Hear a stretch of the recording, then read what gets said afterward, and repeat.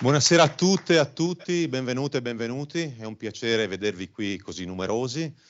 Oggi a Pordenone il primo dato è che abbiamo sfiorato i 37 gradi centigradi, siamo andati in Messico con Coppa 71 e abbiamo sfidato proprio il meteo cercando di ricrearlo.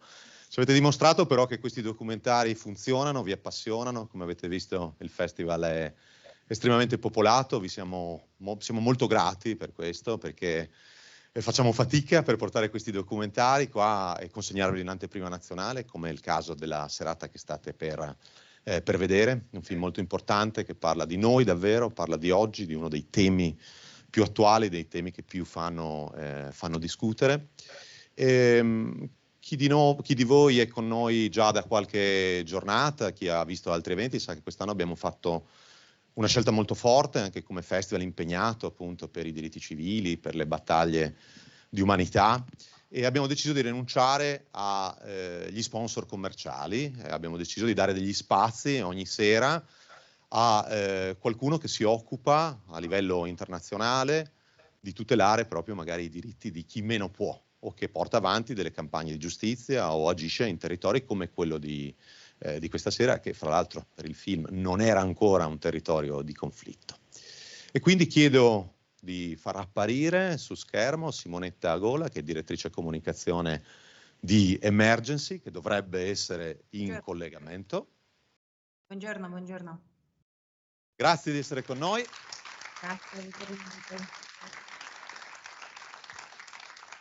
Simonetta Gola, questo è uno spazio per voi, per raccontarci cosa fate, cosa possiamo fare noi. C'è un dato da dire subito, qua fuori c'è un banchetto di Emergency, molti conoscete già l'attività di Emergency, che poi magari Simonetta Gola ci descriverà un po' più in dettaglio, però se volete l'uscita potete ovviamente saperne di più, firmare, aderire, insomma. Simonetta Gola, a te. Io ho visto il film nei giorni scorsi, noi non siamo in Palestina, stiamo provando a organizzare un intervento da tempo, ma è molto difficile riuscire ad entrare se si vuole fare, se non si è già presenti nel paese in un momento di conflitto attivo. Come ormai sappiamo da tempo, a partire dalla Siria soprattutto, è estremamente difficile prestare assistenza dove non hai una rete logistica e anche diplomatica già radicata. Nel nostro caso l'abbiamo visto più volte perché abbiamo provato più volte ad entrare ad esempio in Ucraina e siamo riusciti a entrarci solo adesso, e questo succede perché si è ridotto lo spazio umanitario, si è ridotta la possibilità di intervento per le organizzazioni umanitarie, un intervento che dovrebbe essere garantito dalle convenzioni internazionali, ma che sappiamo non è più garantito praticamente in nessun conflitto di oggi. Noi siamo in questo momento in un conflitto di cui non parla nessuno, è un conflitto africano e già l'Africa si sa che non è particolarmente interessante per molti dei nostri media. Ci capita che a volte ci dicano sì, ma l'Africa come se fosse una cosa sola, come se fosse un paese. Ed è il conflitto del Sudan. Il Sudan compie proprio lunedì un anno di conflitto, è un paese dove noi siamo presenti dal 2007, c'è una guerra civile devastante, nel senso che sono 6 milioni e mezzo gli sfollati interni, è il paese con più sfollati interni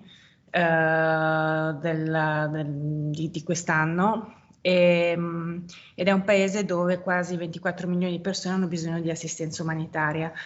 Questo paese è un paese dove si combatte, era un paese che aveva avuto una rivoluzione 3 anni fa, qualche anno fa, non 3 anni fa, qualche anno fa, con una difficile transizione che poi non si è mai compiuta verso la democrazia, e adesso è in una situazione di gravissima crisi umanitaria dove è difficile intervenire. Noi siamo lì e riusciamo a intervenire perché ci siamo da molti anni, ma è difficile intervenire perché ad esempio è difficile fare entrare i medici che devono dare il cambio ai medici che ci sono, perché è più difficile ottenere i visti, è difficile lavorare con un ospedale di cardiochirurgia in un paese dove ci sono continui blackout.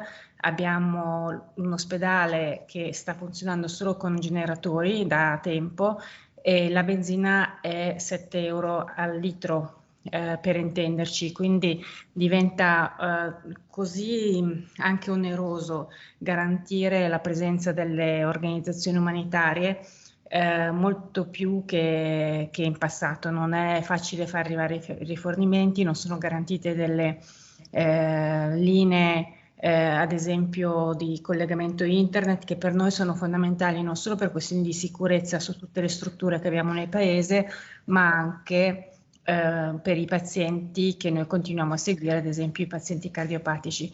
Dico questo perché noi in questo momento abbiamo più o meno 50 guerre nel mondo, conflitti diversi, alcuni conflitti tra stati, alcuni conflitti all'interno di singoli stati, alcuni conflitti tra eserciti statali e gruppi di ribelli, e però vediamo nei conflitti in cui noi siamo presenti sempre più questa difficoltà di far prevalere l'idea che chi è colpito dalla guerra deve essere assistito perché ha bisogno, perché perde tutto, perché perde la casa, perché perde la possibilità di lavorare, perché perde la possibilità di andare a scuola, perché non ci sono più ospedali. Parlo ancora del Sudan perché è il paese che conosciamo meglio tra quelli in cui in questo momento siamo in paesi in conflitto. Il 70% delle strutture mediche sono state chiuse o bombardate o sono diventate il quartier generale di qualche esercito. Il nostro tentativo adesso di entrare a Gaza è un tentativo che sappiamo ha davanti molto tempo prima di di capire se potremmo entrarci veramente, però io credo che dovremmo riflettere su questo fatto. Le organizzazioni internazionali sono diventate sempre più testimoni e quindi sono diventate sempre più scomode, non fanno il loro lavoro sempre solo in silenzio, ma protestano, denunciano quello che vedono, e questo accomuna il comportamento di molti governi nei confronti delle organizzazioni umanitarie, che si tratti del Mediterraneo, che si tratti nelle zone di conflitto. Ti ringraziamo molto di questo tuo intervento, anche perché ci chiarisce quanto sia complesso poi intervenire magari con urgenza in zone calde come Gaza in questo momento, che ovviamente è sotto l'attenzione dei media, e grazie anche per aver riportato l'attenzione sul fatto che i conflitti sono così tanti e alcuni sono davvero dimenticati. Simonetta Gola, ti ringraziamo di essere stata con noi, in bocca al lupo per le vostre attività, siamo con voi. Grazie molte, spero che questo film a me ha fatto ricordare quanto poi riesce a rimanere di umano anche nella guerra, nonostante sia tutto così difficile, sia difficile mantenere questa parte umana, e poi spero che vorrete aiutarci, c'è fuori il nostro banchetto, come si diceva prima, per cui se riuscite a passare e magari valutare di lasciare un contributo, ve ne siamo grati. Grazie ancora. Grazie. A presto, buona serata. A presto.